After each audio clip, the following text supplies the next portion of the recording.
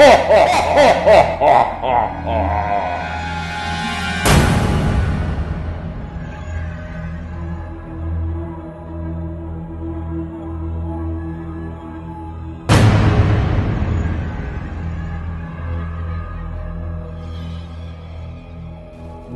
fiends, to another installment of Ghoulie Herb's Guide to Ghastly Movies.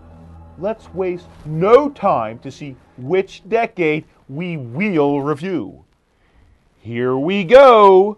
Round and round it goes, and where it stops on which 10 years of horror, we'll soon know.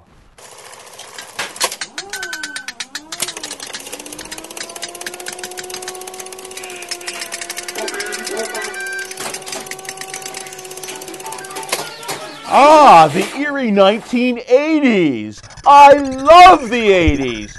Take that, VH1. Oh, and I have the perfect person to help me with the 1980s, my pal, Ergor. But in order to get him out, ghouls and guys, we have to give him a hand. No. Not that kind of hand. Ha ha ha ha. This is more like it. Here's a hand, Ergor. Oh. Give me that hand, Ergor. You can't have that now. You will get this when we are finished reviewing the 1980s fright films, Ergor. Relax. Ergor, settle down now. So the 1980s, what a wonderfully weird time for horror films. It was a time of franchises and mad men like Freddy Krueger, the sharp-fingered freak of the afterlife, interrupting everyone's dreams in the Nightmare on Elm Street series.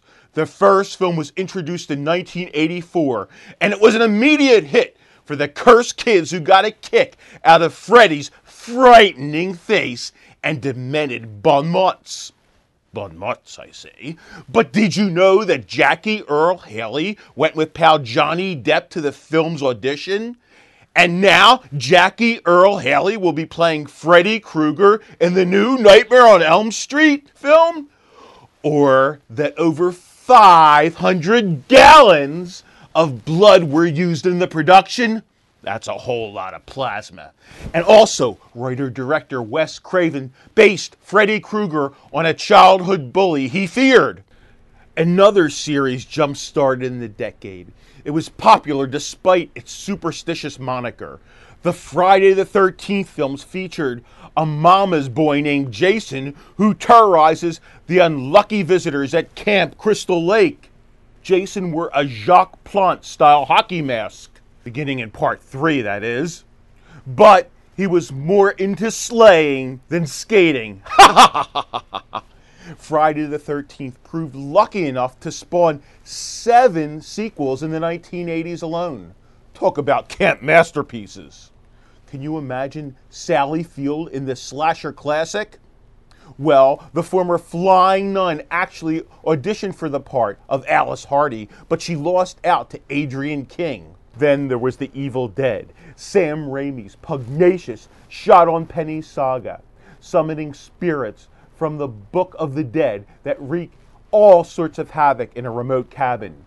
Even better is Evil Dead 2, its devilishly over-the-top sequel with actor Bruce Campbell being bent and beat up and brutalized into an NC-17 rating.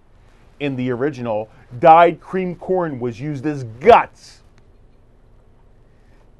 As for part 2, most of the film was shot in a junior high school gymnasium in North Carolina. Wonder if the gym teachers used the ghostly characters to put a little spring into the students' jumping jacks? Mayhem of a different sort could be found in 1980's Child's Play, in which the soul of a serial killer possesses a doll named Chucky, turning it into a pint-sized, knife-wielding, homicidal maniac. Oh, you not-so-beautiful doll. Chucky's full name is actually Charles Lee Ray, a composite of Charles Manson, Lee Harvey Oswald, and James Earl Ray. And the film that spawned 4 sequels was originally called Blood Buddy. Stay tuned for a remake soon. A movie that still gets people talking is Stanley Kubrick's 1980 take on Stephen King's The Shining. The author hated it, but Kubrick fans adored it, calling this tale of Jack Nicholson going bonkers at the Overlook Hotel a classic. But it was a classic that wasn't easy to make. The perfectionist director shot scenes over and over again, sometimes over 100 times. He shot scenes over and over again, sometimes 100 times. He kept shooting scenes over and over again, sometimes 100 times. He kept shooting them. And the famous Here's Johnny scene took 3 days to shoot, and over 60 doors were destroyed. Canadian director David Cronenberg made some of the best efforts during the 1980s. In 1981, he gave us the explosive Scanners. Then there was Videodrome, with James Woods as a cable TV operator encountering an insidious form of snuff TV programming. Cronenberg also adapted Stephen King's The Dead Zone into a terrific movie with Christopher Walken as a school teacher who uncovers the spooky psychic abilities after a car accident. The filmmaker also gave us Dead Ringers with Jeremy Irons as twin gynecologists, up to no good. Then there was The Fly, a remake of the 1958 fave in which scientist Jeff Goldblum transforms into an insidious insect. The movie was a shocking success. But did you know that Mel Brooks, of all people, produced the film and Tim Burton was originally going to direct it? Or that William Hurt was the original choice for the Christopher Walken role in The Dead Zone? As for Videodrome, Andy Warhol was such a big fan, he called it the Clockwork Orange of the 1980s. Ah, ha, ha, ha, ha, ha. A little bit of the ultra-violence and ultra-scares never hurt anyone, as the 1980s proved. There are so many other films we'd like to include here.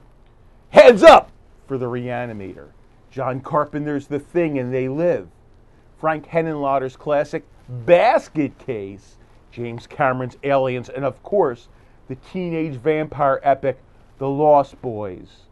There are plenty of frightful facts that I may share about them in a future visit from my terrorific tomb. It's the 1980s, you know, so you can count on a sequel.